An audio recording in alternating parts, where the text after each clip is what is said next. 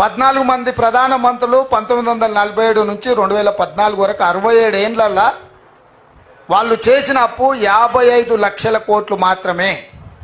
2014 నుంచి 2024 10 ఏళ్లలో నరేంద్ర మోడీ చేసిన అప్పు 113 లక్షల కోట్లు. అంటే 67 ఏళ్ళు 14 మంది ప్రధాన మంత్రులు చేసిన దానికంటే డబల్ అప్పులు చేసిండు నరేంద్ర మోడీ.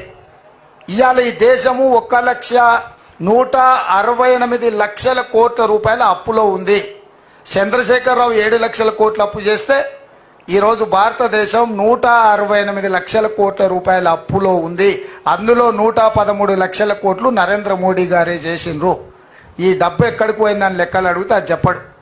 నేను అయోధ్యలో గుడి కట్టినా, లేకపోతే జై శ్రీరామ్ అని నేను స్లోగన్లు ఇచ్చినా, లేకపోతే జై హనుమాన్ అంటాడు, ఇంకోటి అంటాడు. అసలు పైసలు ఎక్కడ పోయినాయని మనం అడుగుతుంటే ఆయన ఇట్లాంటి మాటలు మాట్లాడించి ఒక ఎమోషన్ని క్రియేట్ చేసి వాస్తవాలను చర్చించకుండా, సేమ్ కేసీఆర్ కూడా ఇట్లనే పైసలు ఏడిపోయినవా, అప్పులు ఎందుకు చేసినవా అంటే జై తెలంగాణ అనేటోడు. జై తెలంగాణ కాదని ఎవరు అన్నారు? జై శ్రీరామ్ కూడా ఎవరు కాదు అంటారు. లెక్కలు అడిగే వరకల్లా ఆయన అడ్డం పెట్టుకోనికే ఇలా ఇట్లా తయారైన